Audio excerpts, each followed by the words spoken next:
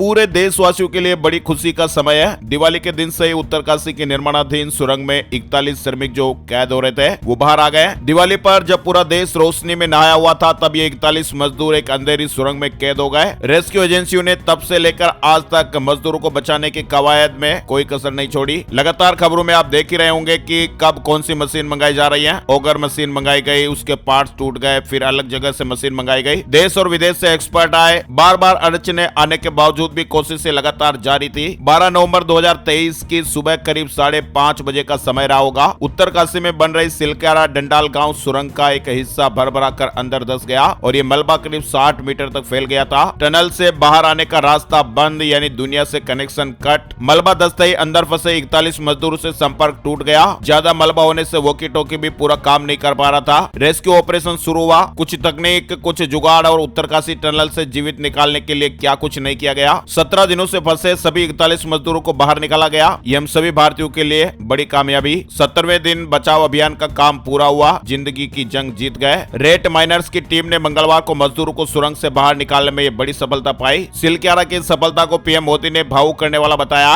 और कहा कि यह मानवता और टीम वर्क की अद्भुत मिसाल है। पीएम मोदी ने सोशल मीडिया पर एक भावुक पोस्ट साझा किया। उन्होंने लिखा कि लंबे समय के बाद ये सभी अपने प्रियजनों से मिलेंगे और बचाव कार्य में जुटे सभी लोगों को मैं सलाम करता हूँ। टनल में फंसे श्रमिकों ने धैर्य और साहस का बहुत ही अद्भुत परिचय दिया है। वहीं आपको बता दें, मुख्यमंत्री पुष्कर सिंह धामी जी ने कहा कि सिलक्यारा सुरंग में फंसे श्रमिकों को सरकार 1-1 लाख रुपए की आर्थिक सहायता देगी। इसके लिए अधिकारियों को निर्देश भी दिए गए हैं। इसके अलावा अस्पताल में इलाज और घर जाने तक की पूरी व्यवस्था की जाएगी। मुख्यमंत्री जी ने यह भी कहा कि जो भी श्रमिक इसमें फंसे हुए थे उन सबको 1 महीने का रेस्ट दिया जाएगा और सवेतन यानी वेतन भी दिया जाएगा। पीएम मोदी ने सीएम धामी को फोन कर बधाई दी है। वहीं सीएम ने अभियान में जुटे सभी लोगों को शुभकामनाएं दी। सिलक्यारा टनल में कैद 41 मजदूर 17वें दिन सुरक्षित बाहर आ गए। बचाव स्थल पर खुशी का माहौल रहा। वहीं मुख्यमंत्री जी ने भी लगातार ट्वीट किए थे। दिन में मुख्यमंत्री जी ने ट्वीट किया था जिसमें लिखा था, बाबा भोकनाग जी की असीम कृपा, करोड़ों देशवासियों की प्रार्थना और रेस्क्यू ऑपरेशन में लगे सभी बचाव दलों के अथक परिश्रम के फलस्वरूप श्रमिकों को बाहर निकालने के लिए टनल में पाइप डालने का कार्य पूरा हुआ।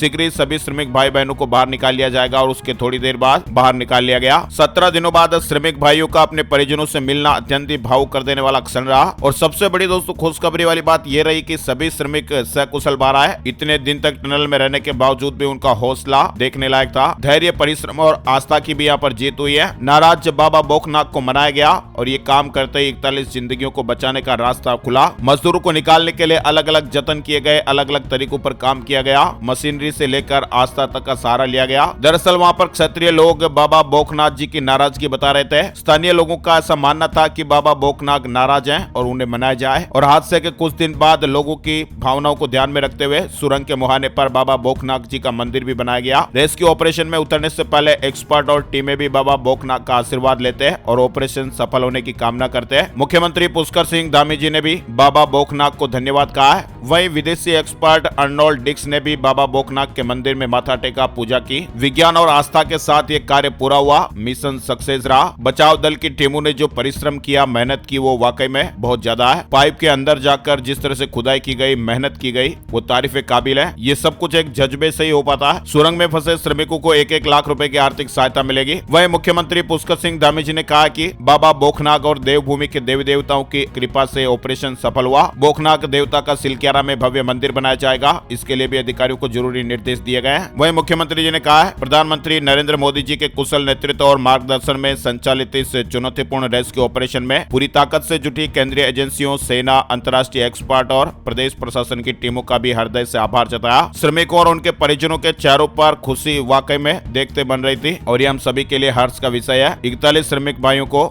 सकुशल बाहर निकाल लिया गया है। अब उनकी जांचें वगैरह की जा रही है। तो ये दोस्तों इस वक्त बड़ा अपडेट और बड़ी खुशखबरी का माहौल और समय चल रहा है। आपको भी बहुत बहुत बधाई। देश भर से जो प्रार्थनाएं उन लोगों के लिए की गई वाकई में सफल रही। हर तरह की काम की खबर और ताजा जानकारियों के लेटेस्ट अपडेट्स के लिए बने रहिए MSG पर।